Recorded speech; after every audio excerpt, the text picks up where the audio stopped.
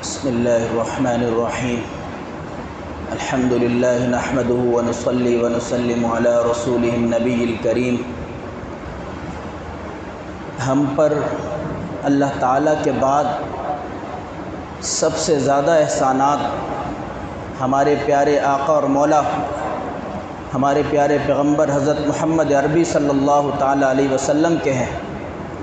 اس لیے جہاں ہم اپنی واجبی قربانی ادا کرتے ہیں وہاں ایک قربانی ہماری نفلی آپ علیہ الصلاۃ والسلام کے لیے بھی ہونی چاہیے، خاص طور سے جو حضرات صاحب حیثیت ہیں، صاحب استطاعت ہیں۔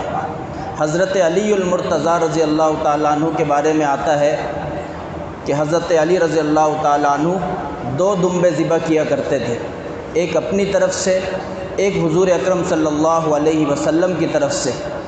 اسی طرح کسی کا والد فوت ہو چکا ہے، کسی کی والدہ اس دنیا سے جا چکی ہیں، تو والدین کے بہت زیادہ حقوق ہیں، تو اگر آپ صاحب حیثیت ہیں، صاحب استطاعت ہیں، تو ایک قربانی والد صاحب مرحوم کی طرف سے، والدہ کی طرف سے بھی ہونی چاہیے۔ اس کی 2 صورتیں ہیں، 2 طریقے ہیں۔ مرحومین کی طرف سے قربانی کرنے کے 2 طریقے ہیں۔ اگر آپ صاحب استطاعت ہیں تو ہر مرحوم کی طرف سے الگ الگ حصہ ڈالیں، الگ الگ قربانی کریں، ایک صورت تو یہ ہے۔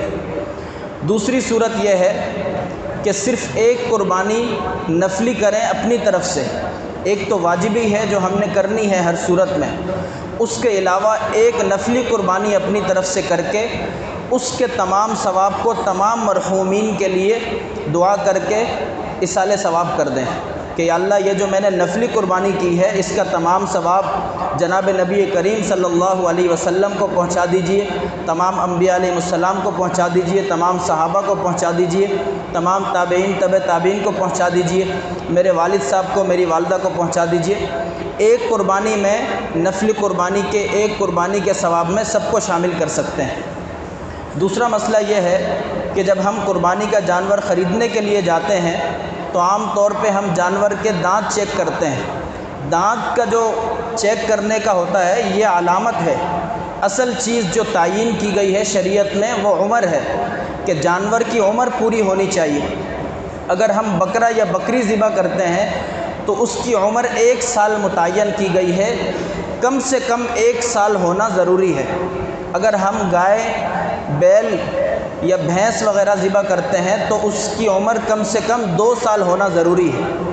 اسی طرح اگر ہم اونٹ ذبح کرتے ہیں تو اس کی عمر کم سے کم 5 سال ہونا ضروری ہے۔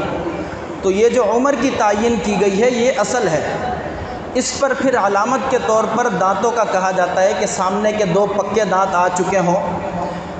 بعض دفعہ ایسا ہوتا ہے کہ کوئی جانور عمر کا پورا ہوتا ہے لیکن اس کے پکے دانت نہیں آئے ہوتے سامنے کے، تو اس کے بارے میں یہ ہے کہ اگر اس کی عمر کا پورا ہونا یقینی ہے، اس طور پر کہ وہ گھر کا پلا ہوا ہے، ہمارے سامنے پلا ہوا ہے، ہمیں اس کی عمر کا پتہ ہے، تو پھر اس کے اگرچہ پکے دانت نہیں آئے تب بھی ہم اس کی قربانی کر سکتے ہیں، کوئی حرج نہیں ہے۔ لیکن اگر ہم منڈی میں جاتے ہیں خریدنے کے لیے تو بیوپاری حضرات پر یقین نہیں کیا جا سکتا کیونکہ فساد کا غلبہ ہے، فراڈ کیا جاتا ہے، لہٰذا کوئی ایسا جانور ہمارے سامنے آتا ہے کہ اس کے سامنے کے پکے دانت نہیں آئے ہوئے ہیں لیکن بیوپاری کہتا ہے کہ اس کی عمر پوری ہے، بیل ہے، 2 سال کا ہے، تو ہم صرف اس کے کہنے پر یقین نہیں کریں گے بلکہ ہم اس جانور کو چھوڑ دیں گے، ہم دوسرا جانور خریدیں گے۔ احتیاط اسی میں ہے۔